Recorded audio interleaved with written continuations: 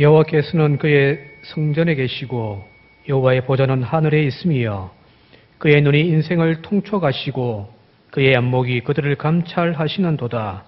여호와는 의로우사 의로운 일을 좋아하시나니 정직한 자는 그의 얼굴을 배우리다. 주연절 둘째 주일을 온라인 가정예배로 하나님께 올려드립니다. 함께 모여 드리지 못하지만 성도의 교통함이 있게 하시고 비록 가정에서 직장에서 드리는 이 시간이지만 우리의 마음과 정성마저 흔들리지 않게 하여 주옵소서. 예배 중에 성령의 임재를 경험케 하시고 하나님의 보좌 앞에 나아가 주를 배움는 은혜의 시간 되게 하옵소서. 예수님의 이름으로 기도드립니다. 아멘.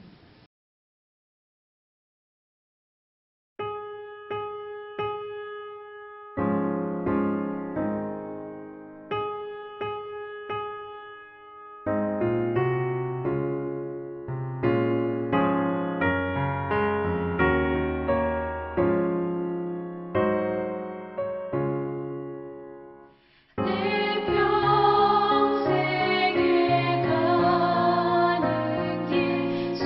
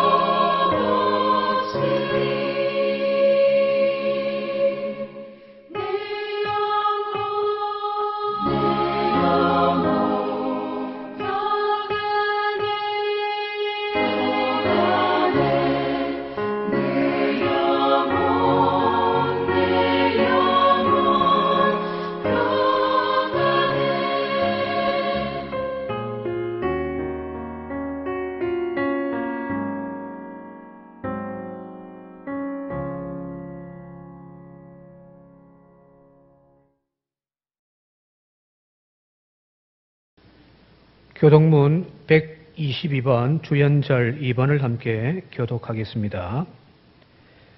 내가 전심으로 주께 감사하며 내가 주의 성전을 향하여 예배하며 주의 인자하심과 성실하심으로 말미암아 주의 이름에 감사하오리니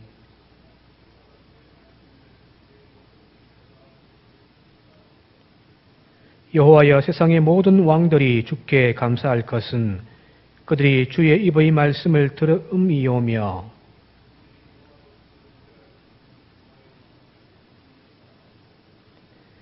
여호와께서는 높이 계셔도 낮은 자를 굽어 살피시며 멀리서도 교만한 자를 아심이니이다.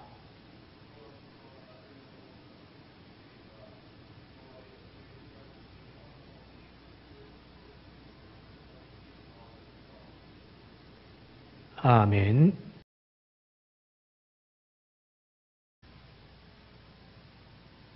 말씀으로 천지를 창조하시고 지금도 살아계셔서 저희들을 품으시고 위로와 소망을 주시는 하나님께 감사와 찬송과 영광을 올려드립니다. 홀로 영광 받아 주시옵소서. 오늘도 저희들은 코로나19라는 바이러스 때문에 함께 모여 예배드리지 못하고 비대면 온라인 예배로 주님께 제단을 쌓습니다. 이 시간 성령님께서 함께하여 주시어서 코로나19라는 시험 앞에서 저희들의 신앙생활의 모습이 겟세마네 동산에서 예수님께서 기도하실 때 무기력하게 잠을 자고 있는 제자들의 모습이 되지 않도록 주님 붙잡아 주시옵소서. 낮아지라고 그렇게도 말씀하셨지만은 여전히 높은 자리를 얻고자 발버둥치던 저희들의 모습을 고백합니다. 이런 모습 속에서 예수님의 말씀을 믿고 살아간다고 하면서도 이제 보니 세상의 가르침을 따르며 세상 사람들과 별반 다름없이 살아가고 있는 저희들의 모습을 주님 발견하게 됩니다. 이제는 오직 예수님의 말씀을 믿고 저희들의 삶 속에서 겸손의 모습을 드러낼 수 있는 저희들이 될 수 있도록 함께하여 주시옵소서. 사랑의 주님, 저희는 지금까지 영과 진리로 드리는 예배가 진정한 예배라고 생각하면서도 큰 예배당에서 많은 인원이 모여서 드리는 예배가 좋은 예배이고 은혜가 넘치는 예배라고 생각을 하였습니다. 그러나 인간의 무지함으로 빚어진 하나님의 창조의 질서가 무너지고 자연이 파괴됨으로 인하여 파생되는 여러 가지 질병으로 인해서 저희들 모여서 제단을 쌓지 못하는 지금 주님께서 함께하는 예배만이 진정한 예배임을 고백합니다. 주님, 하루속히 주님께서 허락하신 지혜로 온 국민이 다소 불편하고 어려움이 있더라도 협력하여 방역수칙을 잘 지켜서 이 어려운 상황이 해소될 수 있도록 도와주시고 보건당국과 의료진 봉사자들이 지치지 않도록 건강과 지혜를 베풀어 주시어서 아름다운 결과를 얻어낼 수 있게 하여 주시옵소서. 두려운 마음으로 주님께 아뢰입니다. 어두운 밤 시대리니 일할 수 없는 밤이 속히 오리라고 말씀하신 주님, 저희들은 지금까지 성공하고 물질이 많아지고 시간이 많아지면은 일을 함으로써 주님께 인정받는 일꾼이 되는 줄을 착각하였습니다. 주님, 지금 이 모습 이대로 주님께 온전히 헌신하는 저희들이 될 수 있도록 성령님께서 도와주시옵소서. 은혜의 하나님, 지금 이 시간에도 목포 선정교회에 속한 우리 식구들 각자의 처소에서 말씀을 사모하게 하시고 다시 함께 모여 예배드리는 시간까지 건강을 지켜주시고 성령 충만케 하여 주시옵소서. 오늘도 강단에서 오신 목사님에게 하늘의 능력을 베풀어 주사 하나님의 진리의 말씀을 강하고 담대하게 전하게 하시고 그 말씀으로 치유되고 회복되어 기쁜 마음으로 세상에 나아가 우리의 삶의 터전에서 십자가의 군병으로 승리하는 삶을 살게 하여 주시옵소서. 이 모든 말씀을 주 예수 그리스도 이름으로 기도드립니다. 아멘. 오늘 성경 말씀은 신약 성경 마태복음 4장 1절에서 10절까지 말씀입니다. 그때 예수께서 성령에게 이끌리어 마귀에게 시험을 받으러 광야로 가사 40일을 밤낮으로 금식하신 후에 줄이신지라. 시험하는 자가 예수께 나와서 이르되 내가 만일 하나님의 아들이여든 명하여 이 돌들로 떡덩이가 되게 하라.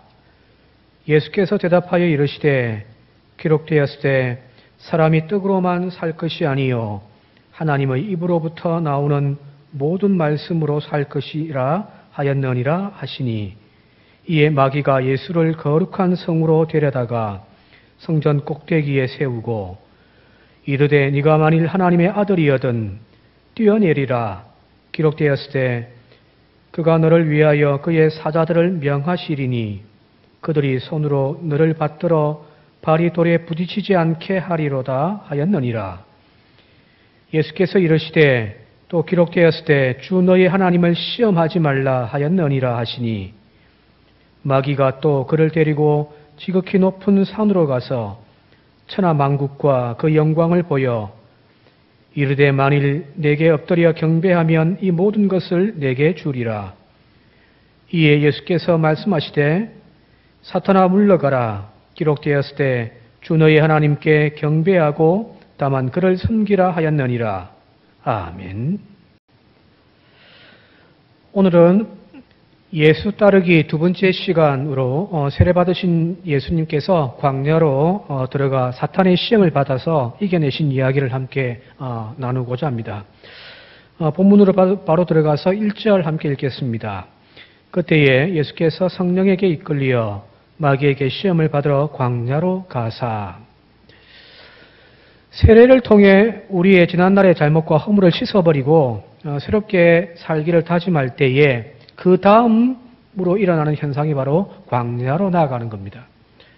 이스라엘 백성들이 홍해를 건너 나아간 곳이 바로 광야이듯이 예수님도 그리고 오늘 우리도 죄를 씻을내는 그 세례를 받은 이후에 광야를 경험하게 됩니다. 이것이 바로 하나의 신앙 공식과 같다고 이야기할 수 있습니다. 그런데 여기 이 광야로 예수님을 이끌어서 마귀의 시험을 받게 하신 그 주체가 누구냐면 바로 성령님이라고 말씀하고 있습니다. 성령께서 우리를 광야로 이끌어 새롭게 살기로 다짐하게 하고 그 결단하는 우리의 생각과 믿음을 연단시킨다는 거죠. 여기 예수님을 성령님께서 이끌어라고 이렇게 성경은 이야기하고 있는데 마태복음에서는 이끌어내어 아네크레라고 하는 단어를 사용하지만 마가복음에서는 이것보다 조금 더 강한 의미의 몰아내다, 에크발로라고 하는 헬라어 단어를 사용하고 있습니다. 그 정확한 뜻은 어디로부터 내던지다라는 그런 뜻입니다. 마가복음에서 이 동사를 사용한 것은 예수님께서 혼자의 힘으로 광야로 간 것이 아니라 성령의 힘에 완전히 사로잡혀서 광야로 내몰렸다고 표현할 수 있겠죠. 그리고 성령께서 이 예수를 광야로 강권하여 내몰아가신 목적은 바로 마귀 앞에 세워서 마귀의 시험을 받기 위함이다라고 성경은 기술하고 있습니다. 오늘 우리도 지난날의 안일한 신앙의 자리, 안주해버렸던 그 세상의 자리에서 성령께서 광야로 내모시는 거죠. 우리를 광야로 내던져버리시는 거예요. 그리고 우리를 마귀와 대면하여 마주서도록 세워놓으시는 역사가 바로 성령의 역사입니다. 도대체 왜 성령께서 이렇게 하실까요? 지금까지 우리는 마귀와 마주서서 싸우는 것보다는 오히려 마귀의 유혹과 그 이끌림대로 꼭두가시처럼 사는 삶을 선택하며 살아왔기 때문입니다. 그래서 현실의 안일함과 평안함을 선택했고 적당하게 타협하며 믿음 생활을 해왔죠. 즉 마귀가 바라보는 것과 우리가 바라보는 것이 같았다는 이야기예요. 여러분들이 하나님의 자녀답게 살고자 다짐하는 그 순간 우리의 발목을 잡아채는 것들이 얼마나 많았는지를 우리는 경험하지 않습니까? 새해에도 기도 생활을 회복하고자 다짐해 보지만 기도하지 못하도록 우리를 주저앉히는 것이 얼마나 많았습니까? 결국은 우리는 이런 핑계 저런 핑계 대며 기도의 자리에 나가지 못하는 경험들을 지금 하고 계시진 않습니까? 설교를 들을 때마다 혹은 성경을 묵상하며 읽을 때마다 다짐하는 것들이 많잖아요. 그럼에도 불구하고 이루지 못하는 이유는 그 영적인 게으름의 내 모습들이 오늘 우리의 발목을 사로잡고 있기 때문은 아닙니까? 어찌 보면 마귀와 사탄은 어떤 다른 실체, 저 밖에 있는 제3자의 실체이기보다는 사실은 나 자신인지도 모르겠습니다. 죄성에 물들어 있고 세상에 물들어 있는 나 자신이 바로 거룩한 하나님의 자녀로 살고자 하는 그런 나를 바로 발목 잡는 가장 큰 방해자이라는 이야기예요. 바울의 고백처럼 우리의 의지력만으로는 나를 가두어두는 이 족쇄를 풀어낼 수가 없더라는 거예요. 그래서 우리는 언제나 오호라 나는 공고한 사람이로다. 누가 나를 이 사망에서 건져낼 것인가 한탄하기만 하고 있지는 않는지 모르겠습니다. 그러나 성령은 우리를 강제로 현실의 자리에서 몰아세워 광야로 이끌어 가시는 거죠. 그리고 마귀와 마주서서 대면하게 하는 거예요. 더 이상 마귀가 지시하는 대로 따라 움직이는 꼭두가시 노릇하는 것을 멈추고 그 마귀와 당당하게 맞서서 싸우도록 하는 것이 바로 성령께서 우리에게 하시는 사역입니다. 두려움에 떨고 절망감에 주저앉아만 있는 우리를 이렇게 세워 마귀와 맞서서 싸울 용기와 힘을 주시는 것이죠. 오늘도 우리가 의지가 약하여 아무것도 하지 못하는 그런 나약한 우리에게 성령님의 강권하시는 역사가 있기를 소망합니다. 자, 그렇다면 이제 예수님께서 받으신 시험을 하나하나 좀 살펴보도록 하겠습니다. 그 첫 번째 시험이 바로 3절과 4절입니다. 함께 읽겠습니다. 시험하는 자가 예수께 나와서 이르되 네가 만일 하나님의 아들이여든 명하여 이 돌들로 떡덩이가 되게 하라. 이 첫 번째 시험의 주제를 한마디로 표현하자면 그것은 바로 사람은 무엇으로 사는가의 문제라고 할 수 있죠. 우리는 육신을 입고 있기에 우리의 생명을 보존하기 위하여 그 생명의 그 생존 본능이라 할 수 있는 떡을 붙잡고 사는 인생을 살고 있습니다. 그래서 오늘도 우리는 먹고 살기 위하여 몸부림치며 염려하고 고민하는 인생을 살고 있지 않습니까? 여기 광야란 장소는 바로 이 생존을 위한 먹고 사는 것을 고민해야만 하는 가장 최적화되어져 있는 장소라고 할 수 있습니다. 단지 놀러가서 유유자적 휴가를 즐길 수 있는 장소가 아니란 말이에요. 순간순간이 매 순간이 바로 살기 위한 생존의 투쟁 장소가 바로 광야입니다. 오늘 여기 예수님도 이곳에서 40일을 금식하신 후에 첫 번째 먹을 것에 대한 시험을 지금 받고 있지 않습니까? 그래서 사탄은 이 광야의 삶의 현장에서 생존을 위한 먹고 마시는 것에 지금 우리의 눈과 마음을 집중하도록 만들고 있는 거죠. 여기 흔하게 널려있는 돌들로 떡덩이가 되게 하여 먼저 먹고 살아라는 거잖아요. 선한 삶, 거룩한 삶도 좋다. 하나님의 사역 감당하는 것도 다 좋다. 그러나 먼저 먹고 사는 궁리부터 해야지 않겠냐라고 마귀는 지금 예수님을 향하여 또 우리를 향하여 이야기하고 있는 거죠. 저도 목사로서 교인들 중에 궁핍한 삶을 살고 있는 교인들을 만나 신방할 때마다 가끔 그렇게 말하고 생각할 때가 있습니다. 교회 생활도 좋고 신앙생활도 좋지만 먼저 살아야 되지 않겠냐라는 말들입니다. 그러나 사탄의 이 말과 이 논리에 저와 여러분들이 속지 않기를 바랍니다. 먼저 먹고 살아야 하나님도 예수님도 의미가 있지 않겠느냐? 마귀의 이 말이 맞는 말처럼 들릴 수도 있겠지만 사실은 거짓말이며 굉장한 위험이 도사리고 있다는 사실을 저와 여러분들이 알기를 바랍니다. 마치 선악과를 바라보고 있는 하와에게 먹어라, 먹으면 지혜로워져 하나님처럼 될 것이다. 그죠? 바로 그 말과 같다는 말이거든요. 자, 이스라엘 역사를 가만히 한번 되새겨 보시기 바랍니다. 하나님께서 광야 40년 동안 굶주린 자기 백성에게 만나와 메추라기로 그들의 줄임배를 채워주셨습니다. 그러나 그들은 그 체험받은 이후에 육체적인 욕구가 충족된 이후에 다시금 또 하나님께 불평을 늘어놓기 시작하고 하나님을 향하여 원망하고 불순종했던 모습 여러분들 기억하지 않습니까? 배불렀다고 떡을 먹여주었다고 돌아서서 더 잘 숨기고 더 잘 믿을 것 같지만 실상은 그렇지가 않더라는 거예요. 인간은 우리가 생각하는 것만큼 그렇게 순진하고 선하지가 않습니다. 하나님의 표현대로 한다면 인간은 목이 곧은 백성이죠. 굳이 성경의 먼 옛날 이야기가 아니더라도 오늘 우리의 현실만 봐도 그렇지 않습니까?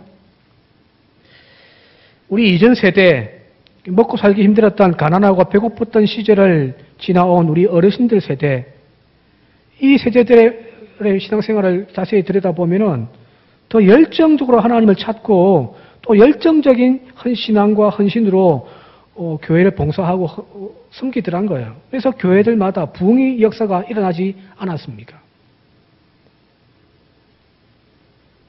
그때는 정말 목숨 걸고 예수를 믿었고 말씀을 순전하게 받아 믿음 생활을 하셨다란 말이에요. 반면에 오늘날은요.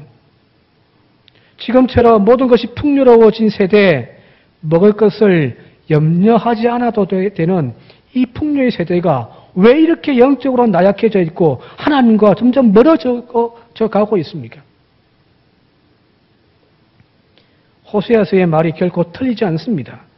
호세아 13장 5절 6절입니다.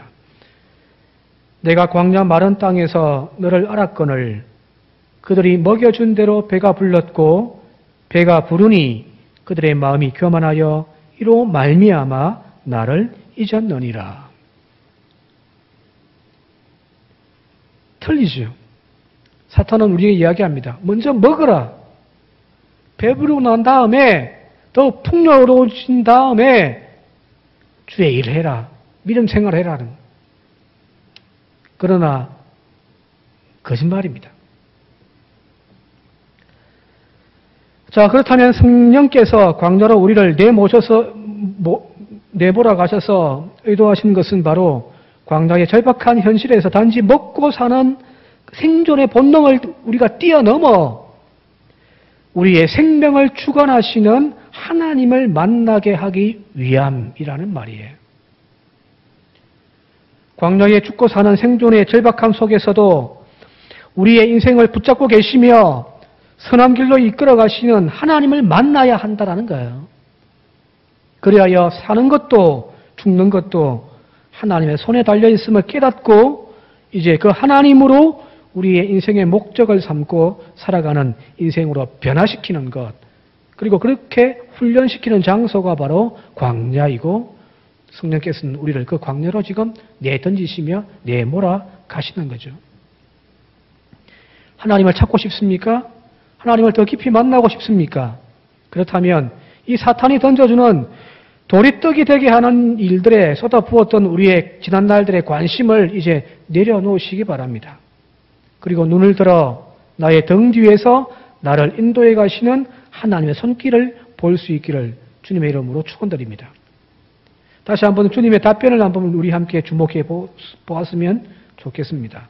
4절입니다. 예수께서 대답하여 이르시되 기록되었을 때 사람이 떡으로만 살 것이 아니요 하나님의 입으로부터 나오는 모든 말씀으로 살 것이라 하였느니라 하시니. 아멘. 사탄의 말처럼 우리가 흔히 먼저 먹고 살아야 믿음 생활도 신앙 생활도 의미 있지 않겠냐고 하는 말들, 그게 사실 틀린 말은 아니겠죠. 그죠? 그래서 중요한 것은 순서가 바뀌었다라는 거죠. 먹고 사는 것이 먼저이고, 그리고 이후에 하나님 믿는 것이 아니에요. 그것은 사탄의 논리이고, 그것은 사탄의 시험일 뿐입니다. 반면에 성경은 먹고 사는 생존의 문제는 나중이어야 하며, 먼저가 되어져야 할 것은 바로 그 나라와 그 의를 구하는 것이라고 이야기하고 있지 않습니까? 마태복음 6장에 예수님께서 산상수훈에서 이 말씀을 보충하여 이야기하고 있는 말씀이 있는데, 마태복음 6장 31절과 33절 함께 읽겠습니다. 그러므로 염려하여 이르기를 무엇을 먹을까, 무엇을 마실까, 무엇을 입을까 하지 말라. 33절, 그런즉 너희는 먼저 그의 나라와 그의 의를 구하라. 그리하면 이 모든 것을 너희에게 더하시리라. 아멘. 우리는 지금 하나님의 나라와 의를 생각하고 그에 대하여 관심도 분명히 다 가지고 계신데 왜 우리는 자꾸 실패하죠? 그 이유의 답은 바로 순서 때문입니다. 하나님의 나라와 의를 먼저 생각하지 아니하고 무엇을 먹을까, 무엇을 입을까, 거기에 먼저 우리가 염려하고 생각하며 살고 있기 때문에 우리가 관심 가지고 있는 그 신앙의 영적인 열정들은, 하나님 나라는, 하나님의 의는 자꾸만 뒷전이 되어지고 밀려나와 있단 말이에요. 먼저 하나님부터 내 영혼의 깊은 곳에서 만나야 합니다. 예수 그리스도를 만나 내 삶의 목적과 방향부터 다시 새롭게 세워야만 합니다. 그 이후에 먹고 사는 생존의 문제로 나아간다면 우리의 삶을 통해 하나님께 영광 돌리며 살지 않겠습니까? 그리하여야만 먹든지 마시든지 무엇을 하든지 하나님의 영광을 위하여 사는 성도다운 삶이 되어질 것입니다. 저는 정말 그런 사람이 되고 싶습니다. 먼저 떡부터 만들어 먹어라. 다급한 상황이니 수단 방법 가리지 말고 우선 배부터 채우라고 하는 이 사탄의 시험 앞에서 예수님처럼 사람이 떡으로만 살 것이 아니요 오직 하나님의 입에서 나오는 모든 말씀으로 살 것이다라고 당당하게 말할 수 있고 그 마귀를 이길 수 있는 그런 사람이 되고 싶습니다. 올 한 해 산정교회 속한 모든 믿음의 식구들이 바로 그런 성도가 되시기를 주님의 이름으로 축원드립니다. 계속해서 두 번째 시험입니다. 5절과 7절까지. 이 두 번째 시험에서 사탄은 더욱더 교묘해졌습니다. 사탄은 네가 그렇게도 하나님의 말씀대로 살기를 원한다면 내가 네게 성경 한 구절을 인용할 터이니 네가 그 말씀에 순종하는 것을 보여달라고 하면서 시편 91편 11절과 12절 말씀을 인용하여 예수님을 시험합니다.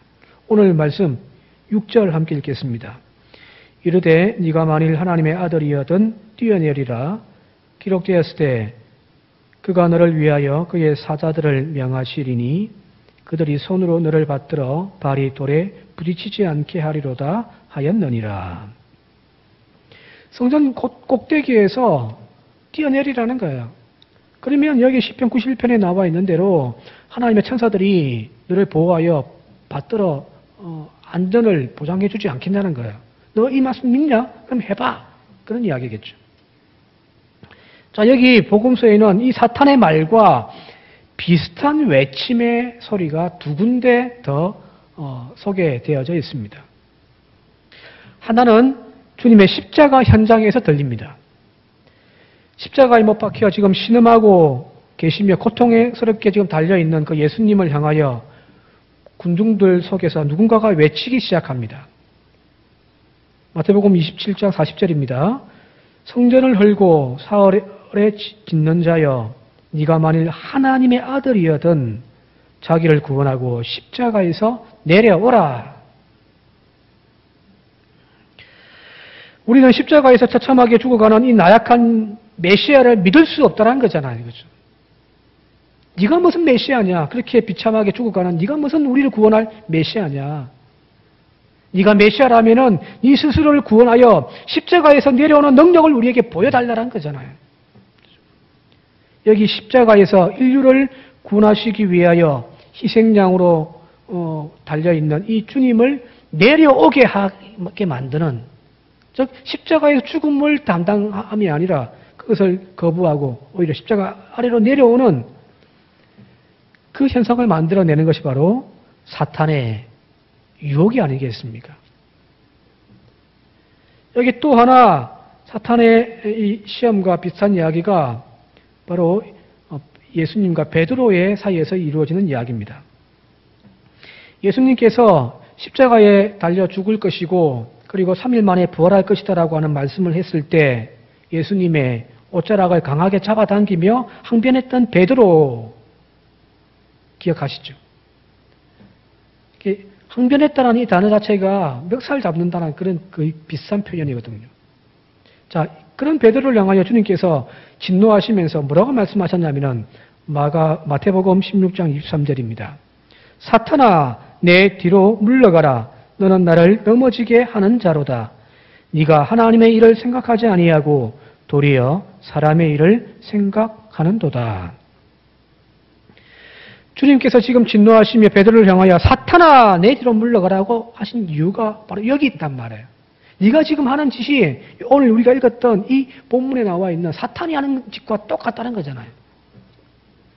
지금 베드로는 하나님의 일을 생각하지 않습니다. 사람의 일만 생각하고 오히려 예수님의 길을 가로막고 걸림돌이 되어지고 있는 거죠. 이것이 사탄이 하는 짓이 아니겠습니까? 예수님께서 당장 하나님의 아들로서 그런 능력을 보여줄 수도 아마 있었을 거예요. 무리를 그렸던 기적을 행하셨고요. 죽은 자를 살려내어 치유하시는 그런 능력을 가진, 초자연적인 능력을 가진 주님께서 어떻게 그걸 못하시겠어요? 그럼에도 불구하고 주님은 성전 꼭대기에서 뛰어내림으로 자신을 하나님의 아들이라는 것을 증명하려고 하지 않았습니다. 십자가 위에서 스스로 구원하여 내려오라고 외쳐대는 그 사람들 앞에서 오히려 십자가에서 마지막 죽음으로 자신이 메시아됨을 증명해내신 거예요. 예수님께서 죽음을 피함으로서가 아니라 죽음으로 순종하여 하나님께서 그 일들을 이루어 가신 거죠. 그게 바로 주님이시고 주님은 그 하나님을 향하여서 시험하지 않겠다라는 거잖아요.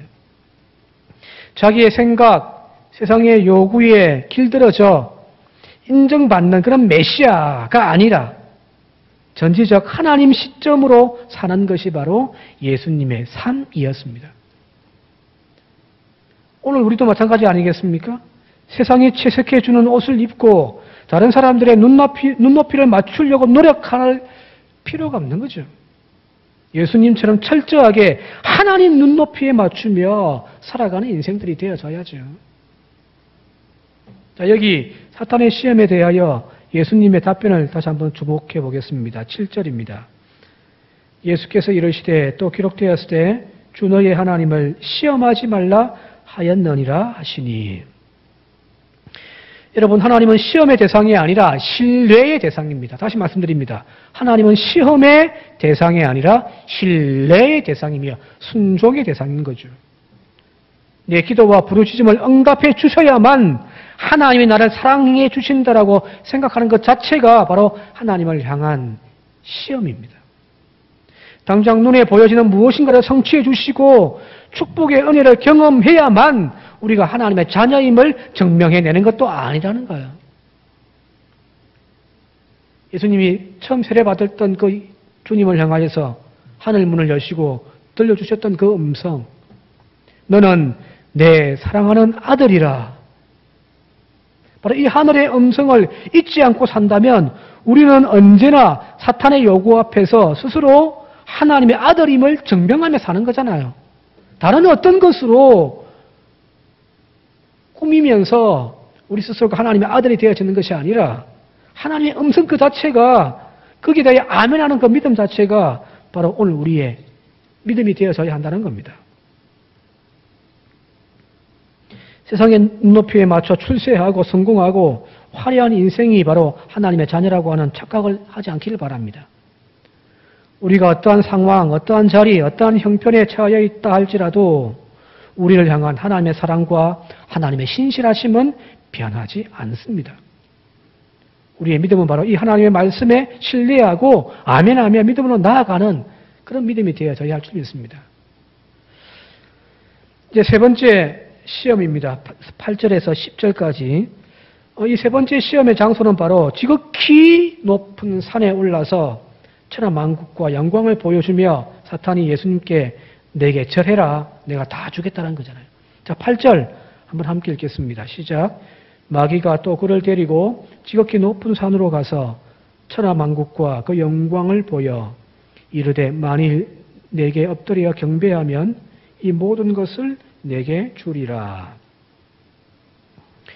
자, 이 구절과 조금 비교해서 볼 한 구절 성경 말씀이 있습니다. 그것은 바로 하나님이 이스라엘 백성들을 선택하여 불러 시내산에서 주셨던 약속이죠. 출애굽기 19장 5절 6절입니다. 계속해서 읽겠습니다. 세계가 다 내게 속하였나니 너희가 내 말을 잘 듣고 내 언약을 지키면 너희는 모든 민족 중에서 내 소유가 되겠고 너희가 내게 대하여 제사장 나라가 되며 거룩한 백성이 되리라. 자, 여기 오늘 성경 본문에 나와 있는 이 마귀의 말과 여기 출애굽기 19장에 나와 있는 하나님의 약속을 좀 비교해 보면 흡사합 좀 많은 부분들이 비슷한 부분들을 찾을 수가 있습니다. 표를 보시면서 함께 한번 보도록 할게요. 자, 한쪽은 마귀의 약속이고 한쪽은 하나님의 약속입니다. 첫 번째, 마귀는 이렇게 이야기합니다. 천하만국과 그 모든 영광을 다 보여줍니다. 그죠? 그래서 내가 네게 주겠다라는 거잖아요. 이 모든 천하만국과 영광이 다 내 것이다라는 의미겠죠. 하나님도 마찬가지예요. 여기 시내산에서 이스라엘 백성들 향하여 세상의 모든 것이 다 내게 속하였다고 말씀하고 있습니다. 두 번째, 사탄은 이야기합니다. 내게 엎드려 경배해라. 그러면 주겠다는 거잖아요. 주님도 말씀합니다. 내 말을 잘 듣고 내 언약을 지키면, 그죠? 조건을 붙이고 있단 말이에요. 자, 여기까지는 예수님의 말씀과 사탄의 말이 좀 비슷해 보여요. 그런데 그 뒤에 나오는 그 약속이 전혀 달라요. 사탄은 이 모든 것을 네게 주겠다라고 약속을 하고 있습니다. 천하만국과 그 영광, 내가 보여주고 있는 이 모든 것들을 네가 절하면 다 주겠다라고 이야기를 합니다. 그러나 하나님은 뭐라고 약속하시냐면은 너희가 하나님의 소유가 되고 하나님께 대한 제사장의 나라가 되겠다라고 주님은 약속하고 있습니다. 자, 여기 하나님과 사탄의 차이가 보이십니까?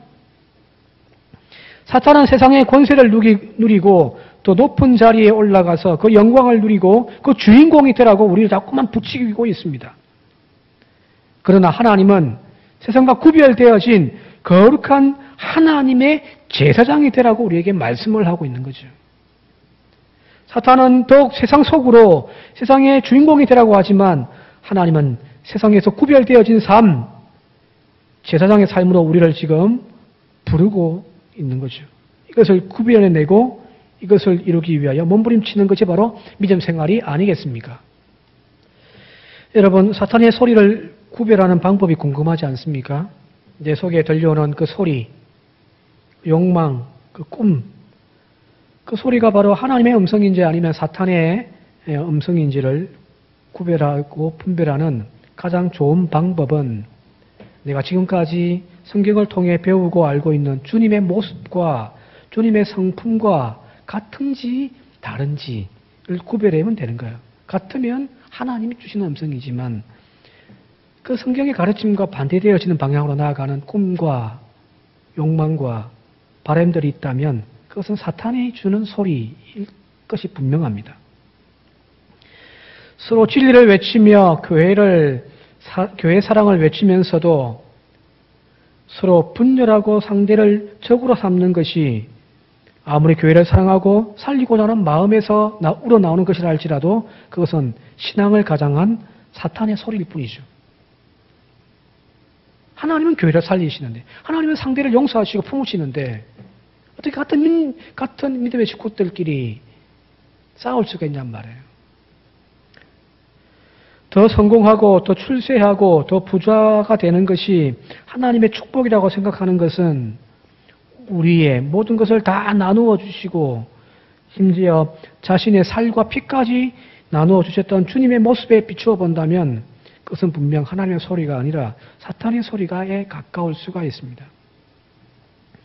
하나님의 관심은 세상의 부귀와 영화와 권세를 누리는 강력한 나라와 인생을 만들어 주시는 것이 아닙니다. 만약 그렇다면 하나님께서 택하신 이스라엘 백성을 세상에서 가장 강력한 제국으로 만들어 주셔야 만들어 놓으셨겠죠.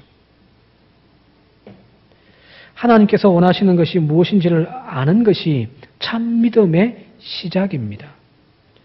세상의 성공자, 출세자, 저 높은 영광의 자리를 차지하려고 달려드는 존재가 아니라 이 세상에서 하나님을 닮은 거룩한 삶을 살도록 부르신 것이 구원의 사건이며 하나님의 뜻임을 명심하는 저와 여러분들 되시길 바랍니다.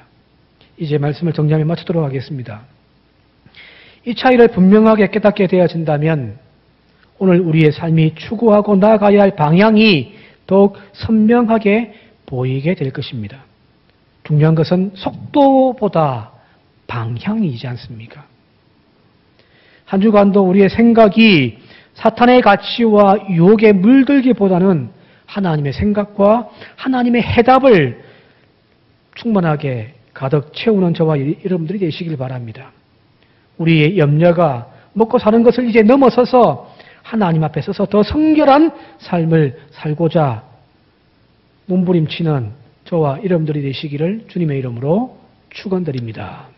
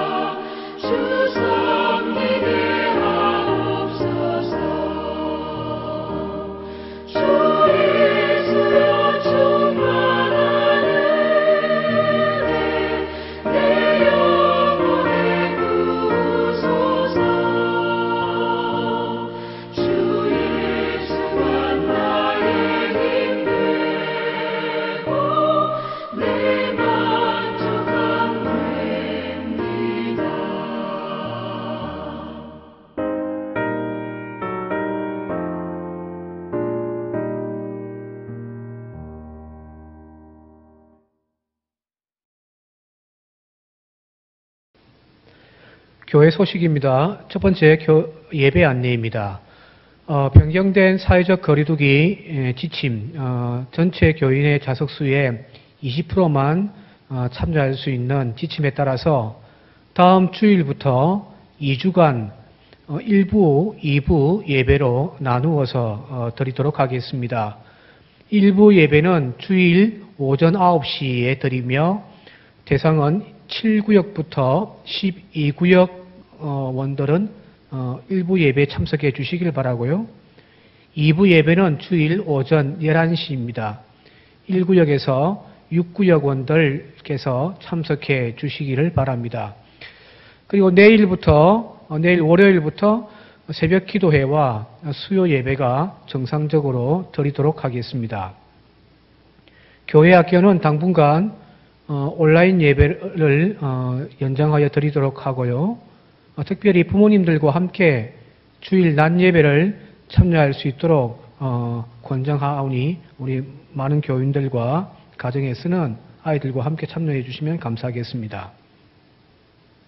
두 번째, 결산 재직회입니다. 연말에 했어야 할 결산 재직회가 코로나로 인하여서 잠정 연기되었다가 이번 주 수요일 20일입니다. 수요 예배 마친 후에 연말 결산 재직회로 모이도록 하겠습니다.